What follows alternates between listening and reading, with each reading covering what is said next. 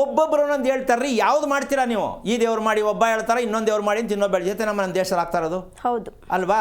ಈ ಅನುಮಾನ ಅಂತಕ್ಕಂಥದ್ದು ಈ ಹೊಸ ವರ್ಷ 26ನೇ ಇಸ್ವಿಗೆ ದಯವಿಟ್ಟು ಮೈಂಡಿಂದ ತೆಗೆದಾಕಿ. ನಿಖರವಾದ ಮಾಹಿತಿ ಸತ್ಯ ಇದೆ ಅಂತಕ್ಕಂಥ ತಿಳ್ಕೊಂಡ್ರೆ ಅದ್ರ ಮುಂದೆ ಹೋಗಿ. ನೀವು ಮುಂದೆ ಹೋಗಬೇಡಿ, ಅದರಿಂದ ನೀವು ಹೋಗಿ. ಯಾವುದರಿಂದ? ನಮ್ಮ ವಾಸದ ಮನೆಯ ಹಿಂದೆ ನಾವು ಹೋಗಬೇಕು, ಮುಂದೆ ನಮಗೆ ಮನೆ ಕರ್ಕೊಂಡು ಹೋಗುತ್ತೆ. ನಾವು ಮನೆ ಎಳ್ಕೊಂಡು ಹೋಗ್ತಾ ಇದ್ದೀವಿ. ಯಾವ್ದು ಹೇಳ್ಕೊಂಡು ಹೋಗ್ಬೇಕು? ನಮ್ಮನ್ನ ಮನೆ ನಮ್ಮನ್ನು ಕರ್ಕೊಂಡು ಹೋಗ್ಬೇಕು. ನಾವು ಮನೆ ಎಳ್ಕೊಂಡು ಹೋಗೋದಲ್ಲ. ಯಾಕೆ ಈ ಮನೆ ಎಳ್ಕೊಂಡು ಹೋಗ್ತಾ ಇದ್ದೀವಿ ಅಂದರೆ, ಮನೆ ಸರಿ ಇಲ್ಲ ಚೇಂಜ್ ಮಾಡಿ. ಈ ರೋಗ ಇದೆಯಲ್ಲ, ಮನೆ ಸರಿ ಇಲ್ಲ ಚೇಂಜ್ ಮಾಡಿ. ಎಷ್ಟು ಮನೆ ಚೇಂಜ್ ಮಾಡೋದು? ಏನು ಮಾಡಿ ಏನು ಒಳ್ಳೇದಾಗ ಅಲ್ಲಮ್ಮ, ಚೇಂಜ್ ಮಾಡಿ ಮಾಡಿ ಅವ್ರಿಗೂ ಈ ಕಡೆಯಿಂದ ಆ ಕಡೆ ಸಾಮಾನು ಸಾಗಿಸಿ ಜೀವನ ಎಲ್ಲ ಸೋತೋಗ್ಬಿಟ್ಟು ಆಮೇಲೆ ಚೆನ್ನಾಗಿರೋ ಮನೆ ಎಲ್ಲಿ ಸಿಗುತ್ತೆ? ಚೆನ್ನಾಗಿರೋ ಮನೆ ಇದ್ರೆ ನಿಮ್ಗೆ ಯಾರು ಕೊಡ್ತಾರೆ? ಬೇರೆಯವರು ಅಲ್ವೇನಮ್ಮ? ಮನೆ ಚೆನ್ನಾಗಿರೋದು ಅಂತ ಕೇಳ್ತಾರೆ ನಮ್ಮ ಜನ. ಚೆನ್ನಾಗಿರೋ ಮನೆ ನಿಮ್ಗೆ ಸಿಕ್ಕೋದಾದ್ರೆ ಬಾಡಿಗೆ ಕೊಡೋರು ಅವರೇ ಇಟ್ಕೋತಾರೆ, ನಿಮ್ಗೆ ಯಾಕೆ ಕೊಡ್ತಾರೆ? ನಮ್ಮ ಜನಕ್ಕೆ ಇನ್ನೂ ಅರ್ಥ ಆಗಿಲ್ಲ ಕನ್ನಡ. ನನ್ನನ್ನೇ ಕೇಳ್ತಾರೆ, ಗುರುಗಳೇ ಚೆನ್ನಾಗಿರೋ ಮನೆ ನಮ್ಗೆ ಸಿಕ್ಕತ್ತಾ? ಈಗ ನಾನು ಒಂದು ಪೂಜೆ ಹೇಳ್ಬೇಕು, ಅದಕ್ಕೆ ಒಂದು ಪೂಜೆ ಮಾಡಿ ಸಿಕ್ಕತ್ತೆ ಅಂತ ಅಂದರೆ ದುಡ್ಡು ಇಸ್ಕೊಂಡು ನಾನು ಜೇಬ್ಗೆ ಹಾಕೋಬೋದು. ಸಿಗಲ್ಲ, ಯಾವ ಕಾರಣಕ್ಕೂ ಸಿಗಲ್ಲ. ಚೆನ್ನಾಗಿರೋ ಮನೆ ಯಾವುದು ಅಂತ ನಮ್ಗೆ ಗೊತ್ತೇ ಇಲ್ವಲ್ಲ, ಓನರ್ಗೂ ಗೊತ್ತಿಲ್ಲ. ಓನರ್ಗೆ ಚೆನ್ನಾಗಿರೋ ಮನೆ ಗೊತ್ತಿಲ್ಲ, ಬಾಡಿಗೆವ್ರಿಗೆ ಹೆಂಗೆ ಸಿಕ್ಕತ್ತೆ? ಸೊ ಈ ರೀತಿಯಾಗಿರ್ತಕ್ಕಂಥ ಸಮಸ್ಯೆಯಿಂದ ನಾವು ಹೊರಗೆ ಬರೋದು ಯಾವಾಗ ಅಂತಕ್ಕಂತಹ ಲೆಕ್ಕಾಚಾರಕ್ಕೆ ಹೋದರೆ, ಈಗ ಒಂದು ಸಣ್ಣ ಚಿತ್ರವನ್ನು ತೋರಿಸೋಣ. ಏನು? ನಮ್ಮ ಮನೆಯಲ್ಲಿ ಇರ್ತಕ್ಕಂತಹ ಭೂಮಿ ಯಾವುದು?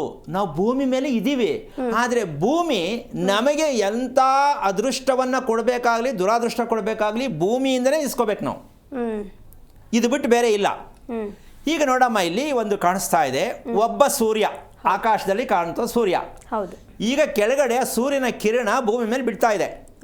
9 ಗ್ರಹ ನೋಡಮ್ಮ, ಭೂಮಿಯ ಮೇಲೆ ಸಹಸ್ರಾರು ಸೂರ್ಯಗಳು. ನಾವು ಸಹಸ್ರನಾಮ ಮಂತ್ರ ಹೇಳ್ತೀವಿ, ಹೌದಾ? ವಿಷ್ಣು ಸಹಸ್ರನಾಮ, ಲಲಿತ ಸಹಸ್ರನಾಮ. ಆದರೆ ಸೂರ್ಯನಿಂದ ಬಿರುವಂಥ ಸಹಸ್ರನಾಮ ನಾವು ನೋಡ್ತಾ ಇಲ್ಲ. ನಾವು ಅದನ್ನು ಡಿಫ್ರೆಂಟ್ ಮಾಡ್ಕೊಂಡಿದೀವಿ. ಅದ್ರ ಕೆಳಗಡೆ ಭೂಮಿಯಲ್ಲಿ ನೋಡಮ್ಮ 9 ಗ್ರಹಗಳಿದ್ದಾರೆ. ಈಗ ಸೂರ್ಯನ ಒಳಗಡೆ ಸೇರ್ಕೊಂಡಿದ್ದಾರೆ ನವಗ್ರಹಗಳು, ಹೌದಾ? ಭೂಮಿಯಲ್ಲಿದ್ದಾರೆ ನವಗ್ರಹಗಳು. ಇದನ್ನ ಪ್ರತಿಯೊಬ್ಬರು ಬುದ್ಧಿವಂತರು, ಜ್ಞಾನವಂತರು, ಘನಪಂಡಿತರು ಇದನ್ನ ಸ್ವಲ್ಪ ನೋಡ್ಕೋಬೇಕು. ಒಂದು ಸೂರ್ಯ ಅನ್ಕೊಂಡಿದೀವಲ್ಲ, ಅಲ್ಲ, ಸಹಸ್ರಾರು ಸೂರ್ಯಗಳು. ಒಂದು ಮನೆಗೆ ಒಂದೇ ತರ ಬೆಳಕು ಬೀಳಲ್ಲ, ಒಂದೊಂದು ಮನೆ ಒಂದೊಂದು ಕಡೆ ಬೀಳುತ್ತೆ, ಅಲ್ವಾ? ಒಂದೇ ಸೂರ್ಯ ಅಂತ ಹೆಂಗೆ ಒಪ್ಕೊಂಡ್ರಿ? ಈ ಪ್ರಶ್ನೆ ಇನ್ನೂ ನಮ್ಗೆ ಗೊತ್ತಾಗಿಲ್ಲ. ಸೂರ್ಯ ಪೂರ್ವ ಅಂತ ತೋರಿಸೋ ಅಭ್ಯಾಸ ಇದೆ. ಎಲ್ಲರಿಗೂ ಪೂರ್ವ ಮನೆಗೆ ಸಿಕ್ಕಲ್ಲ. ಒಬ್ಬರಿಗೆ ಅಡಿಗೆ ಮನೆಗೆ ಬರುತ್ತೆ, ಒಬ್ಬರಿಗೆ ಮೇನ್ ಡೋರ್ಗೆ ಬರುತ್ತೆ, ಒಬ್ಬರಿಗೆ ಸ್ವಾಮಿ ಜನವರಿಯಿಂದ ಫೆಬ್ರವರಿವರೆಗೂ ಈ ಕಡೆ ಅಂತಾರೆ, ಆಮೇಲೆ ಈ ಕಡೆ ಅಂತಾರೆ. ಹಾಗಾದ್ರೆ ಸೂರ್ಯ ಪರ್ಟಿಕ್ಯುಲರ್ ಆಗಿ ಒಂದೇ ಮನೆಗೆ ಇರ್ತಕ್ಕಂಥ ಸೂರ್ಯ ಪಕ್ಕದ ಮನೆಗೆ ಬೀಳಲ್ಲ, ಬೇರೆ ಥರ ಚೇಂಜ್ ಆಗುತ್ತೆ. ಸೊ ಈ ಸತ್ಯ ನಾವು ತಿಳ್ಕೊಳ್ಳೋವರೆಗೂ ನಾವು ಭಾರತೀಯ ಅಂತ ಒಪ್ಕೊಳ್ಳಂಗಿಲ್ಲ. ಮಾರ್ಕೆಟಿಂಗ್ ಗುರುಗಳು ಏನಾದ್ರು ಹೇಳ್ಕೊಳ್ಳಿ, ಅವ್ರು ಯಾವ ಗ್ರಹ ಎಲ್ಲೋ ಐತೆ, ಯಾವಾಗಲೂ ಬರ್ತದೆ, ಚೇಂಜ್ ಆಗುತ್ತೆ, ಒಳ್ಳೇದಾಗತ್ತೆ, ಅವ್ರು ಹೇಳ್ಕೊಳ್ಳಿ, ಅವ್ರು ಇರೋದೇ ಅದಕ್ಕೆ. ನೀವು ತಿಳ್ಕೊಳ್ಳಿ, ನಮ್ಮ ಮನೆಗೆ ಸೂರ್ಯನನ್ನು ಎಷ್ಟರ ಮಟ್ಟಕ್ಕೆ ಕೂರಿಸ್ಕೊಂಡಿದ್ದೀವಿ, ಇದು ಒಂದು ಭಾಗ. ಇನ್ನೊಂದು ಭಾಗ ಆದರೆ ಇನ್ನೊಂದು ನೆಕ್ಸ್ಟ್ 2ನೇ ಚಿತ್ರದಲ್ಲಿ ಸ್ವಲ್ಪ ಅದನ್ನು ತಿಳ್ಕೊಳ್ಬೇಕಾಗತ್ತೆ. ಯಾಕೆ ಅಂತಂದರೆ ಆ ಚಿತ್ರದಲ್ಲಿ ಇರ್ತಕ್ಕಂತಹ ಮೂಲ ರಹಸ್ಯ ಏನು ಅಂದರೆ, ನಮ್ಮ ಮನೆಯ ಒಳಗಡೆ ಇದೆಲ್ಲ ಇನ್ನೊಂದು ಭಾಗ ಚಿತ್ರ ಬೇಕಾಗತ್ತೆ. ಇದು ತೋರಿಸಿ ನೋಡಿ ಆಗಿದೆ. ಆ ಚಿತ್ರದಲ್ಲಿ ಒಂದು ವಿಚಾರ ಇದೆ. ಮನೆಯ ಒಳಗಡೆ ಇರ್ತಕ್ಕಂಥ ಗ್ರಹಗಳು ಹೇಗಿದ್ದಾರೆ ನೋಡಮ್ಮ. ಇದು ಈಗ ನೋಡ್ದಾ? ಇದು ಸೂರ್ಯ ಪೂರ್ವದಲ್ಲಿದೆ ನೋಡಿ. ಇಲ್ಲಿ ಭೂಮಿ ಅಂತ ಮಧ್ಯದಲ್ಲಿದೆ ನೋಡಮ್ಮ. ಈ ಕಡೆ 3 ಜನ ಗ್ರಹಗಳು, ಈ ಕಡೆ 3 ಜನ ಗ್ರಹಗಳು, ಆಯ್ತಾ? ಅಲ್ಲಿ ಭೂಮಿ ಮಧ್ಯದಲ್ಲಿ ಬಂದಿದೆ, ಸ್ವಲ್ಪ ಗಮನಿಸ್ಕೋಬೇಕು. ಭೂಮಿ ಮಧ್ಯದಲ್ಲಿದೆ. ಇಲ್ಲಿ ಶನೇಶ್ವರ ಸ್ವಾಮಿ, ಗುರು, ಕುಜ, ನಾವು ಯಾವ ಗ್ರಹಗಳು ಅಂತ ಹೇಳ್ತೀವಿ ಇಲ್ಲಿದೆ. ಸೂರ್ಯ ಪ್ರಧಾನವಾಗಿ ದೊಡ್ಡದಾಗಿ ಕಾಣಿಸ್ತಾ ಇದ್ದಾರೆ, ಹೌದಾ? ಈಗ ಭೂಮಿಗೆ ಅಟ್ಯಾಚ್ ಆಗಿರೋರು ಯಾರು ನೋಡಿ ಕಾಣಿಸ್ತಾ ಇದೆಯಾ? ಚಂದ್ರ. ನೋಡಮ್ಮ, ಭೂಮಿಗೆ ಕಾರಕ ಚಂದ್ರ, ನಮ್ಮ ಹುಟ್ಟಿನ ಕಾರಕ ಚಂದ್ರ. ಈಗ ವಾಸದ ಮನೆಯಲ್ಲಿ ಚಂದ್ರ ಇದ್ದಾನೆ ಅಂತ ನಮ್ಮ ಜನಕ್ಕೆ ಎಷ್ಟು ಜನಕ್ಕೆ ಗೊತ್ತು? ಇದ್ರ ಮೂಲಕ ದಯವಿಟ್ಟು ಪ್ರತಿಯೊಬ್ಬರು ತಿಳ್ಕೋಬೇಕು. ನಮ್ಮ ಮನೆಯಲ್ಲಿ ಇರ್ತಕ್ಕಂತಹ ಮಾಡಿರುವಂತಹ 6 ಭಾಗ, ಈ 6 ಭಾಗಕ್ಕೆ ಮಧ್ಯ ಭಾಗ ಇರ್ತಕ್ಕಂಥದ್ದೇ ಭೂಮಿ. ನೀವು ಭೂಮಿ ಮೇಲೆಲ್ಲ ಮನೆ ಕಟ್ಟಿದ್ದೀವಿ ಅಂತ ತಿಳ್ಕೊಂಡಿದ್ದೀರಾ, ಸರಿನೇ. ಗ್ರಹ ಚಂದ್ರ ಎಲ್ಲಿದ್ದಾನೆ? ಮನಸ್ಸಿಗೆ ನೆಮ್ಮದಿ ಕೊಡಬೇಕು, ಒಳ್ಳೆ ನಿದ್ದೆ ಬರಬೇಕು, ಹೇಳಿದ ಮಾತು ಕೇಳಬೇಕು ಮನೇಲಿರೋರೆಲ್ಲ. ಇದೆಲ್ಲ ಚೆನ್ನಾಗಿರ್ಬೇಕು ಅಂದ್ರೆ ಕುಲದೇವತೆ ಯಾರು ಅಂದ್ರೆ ಚಂದ್ರ.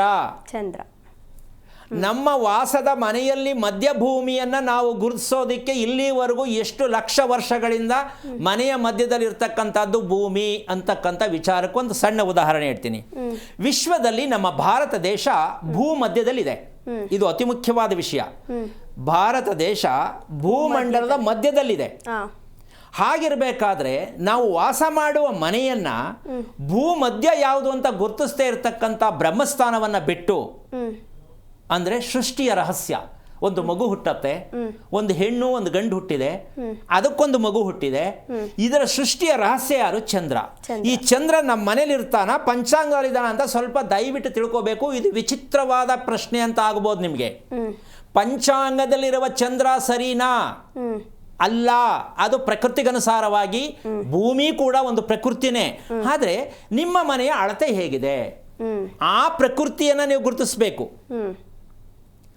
ಮನೆಯಲ್ಲಿರ್ತಕ್ಕಂಥ ಪ್ರಕೃತಿ ಗ್ರಹಗಳನ್ನು ಗುರುತಿಸಿದಾಗ ನಿಮಗೆ ಯಾವ ಗ್ರಹ ಕೆಟ್ಟಿದೆ ಅಂದರೆ ನಿಮ್ಮ ಮನೆಯನ್ನು ನಿರ್ಮಾಣ ಮಾಡೋದ್ರಲ್ಲಿ ಕೆಟ್ಟಿದೆ, ನೀವೇ ಕೆಡಿಸಿರೋದು, ದೇವರು ಕೆಡಿಸಿಲ್ಲ.